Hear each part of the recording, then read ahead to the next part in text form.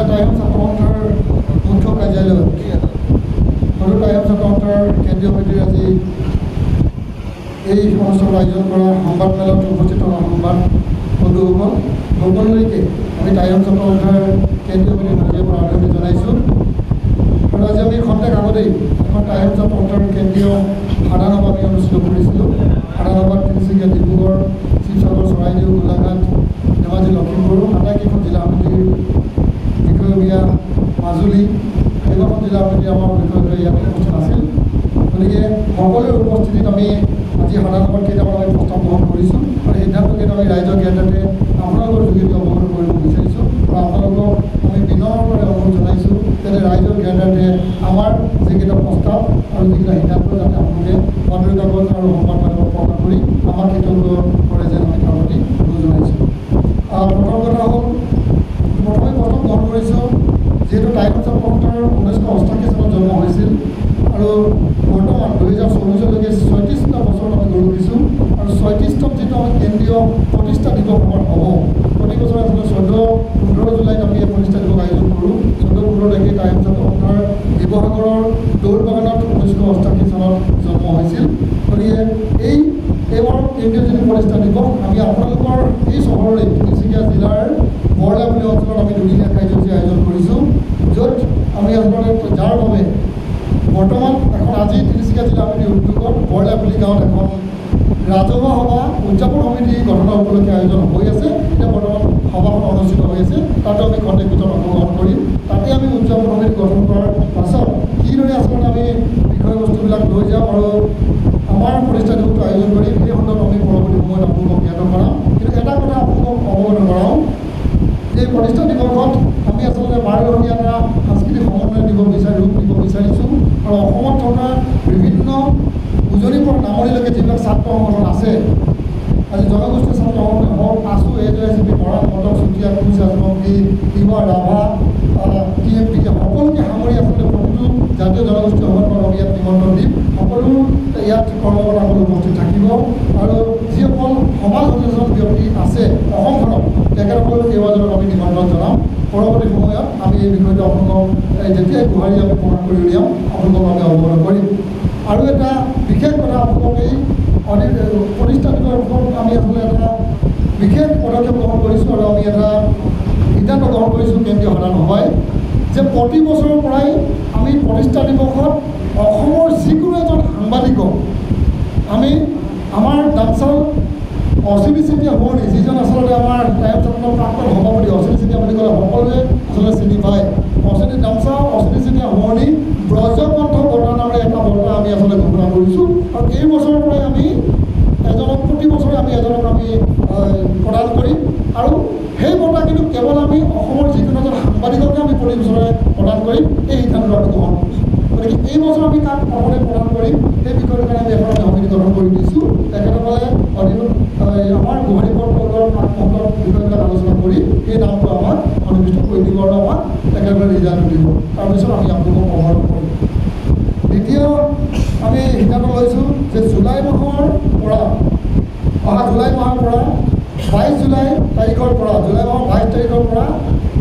জিলাই জনজাতিকৰণ, আহোম জনগোষ্ঠীৰ জনজাতিকৰণ আৰু সাহিত্য শাসন প্ৰদানৰ দাবীত আমি জিলাই প্ৰতিবাদী কাৰ্যসূচী ঘোষণা কৰিছোঁ। আমি প্ৰতিবাদী কাৰ্যসূচী ঘোষণা কৰিছোঁ 22 জুলাইৰ পৰা আৰু একেটা দিনতে সকলো জিলাত নহ'ব। প্ৰতিখন জিলাই 22 তাৰিখে কোনোবা জিলাত আৰম্ভ হ'ব, তাৰপিছত বিভিন্ন জিলাসমূহত পৰ্যায়ক্ৰমে আৰম্ভ হ'ব। তাৰপাছত 20 আগষ্টৰ পৰা ধাৰাবাহিকভাৱে আমি আহোম জনগোষ্ঠীৰ জনজাতিকৰণৰ ক্ষেত্ৰত বিষয়টোত মাত নমতাৰ বাবে আহোম জনগোষ্ঠীৰ যিসকল মন্ত্ৰী বিধায়ক আছে তেখেতসকলৰ বাসগৃহ আমি ঘেৰাও কৰিম। 20 আগষ্টৰ পৰা প্ৰথমতে আমি আপোনালোকক ঘোষণা কৰিছোঁ যে 20 আগষ্টত কিন্তু আমি যিহেতু আমাৰ জনগোষ্ঠীৰ এজনেই মন্ত্ৰী আছে যোগেন মহন ডাঙৰীয়া, তেখেতৰ ঘৰত আমি 20 আগষ্টত ঘেৰাও কৰিম। তাৰপিছত পৰ্যায়ক্ৰমে আমাৰ যিসকল সাংসদ আছে বা বিধায়ক আছে তেখেতসকলৰ গৃহ আমি ঘেৰাও কৰিম। তাৰপিছত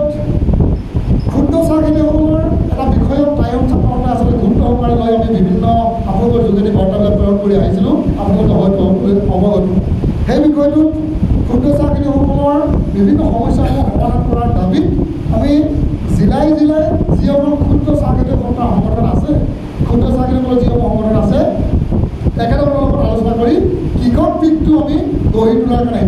কৰিছোঁ।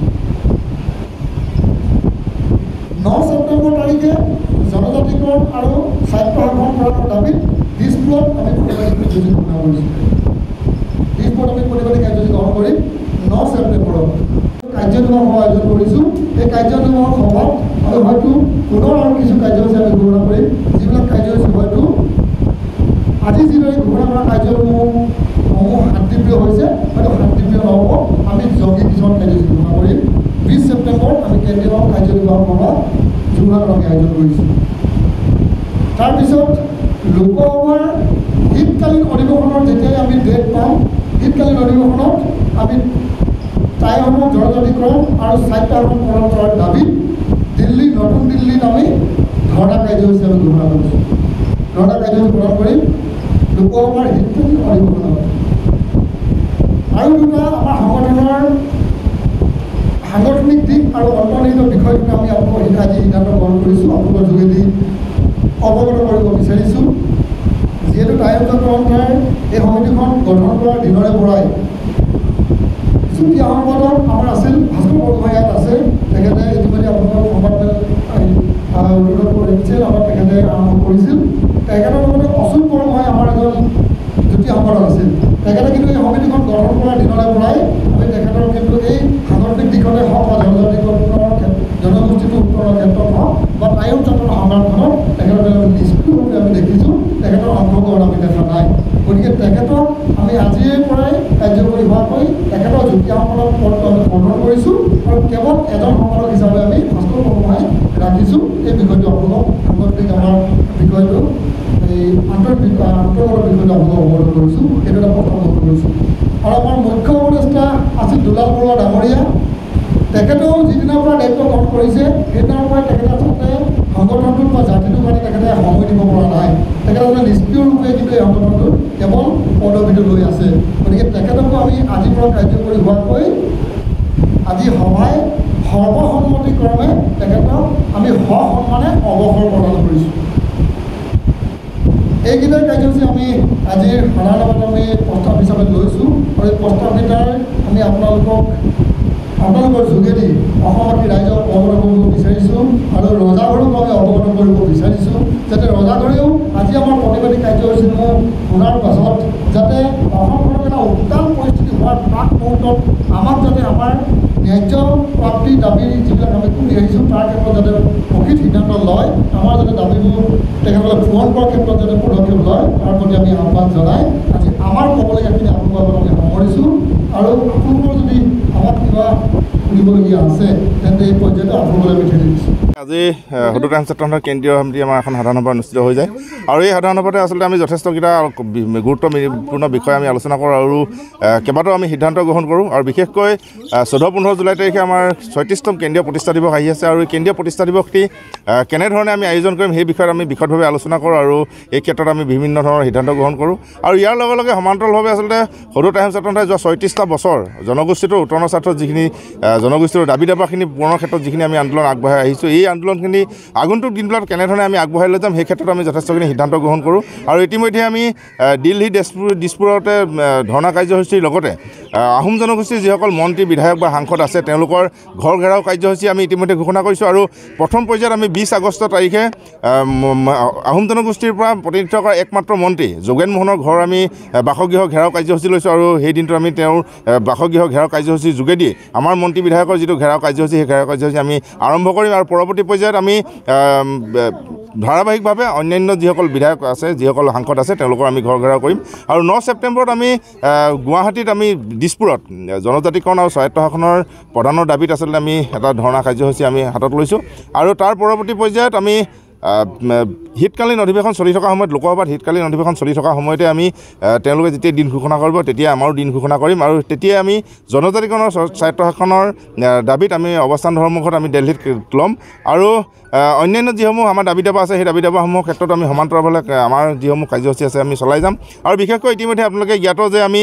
ক্ষুদ্ৰ চাহ খেতিয়কসকলৰ যিটো ন্যায্য প্ৰাপ্তি সেই প্ৰাপ্তিৰ দাবীত আমি ইতিমধ্যেই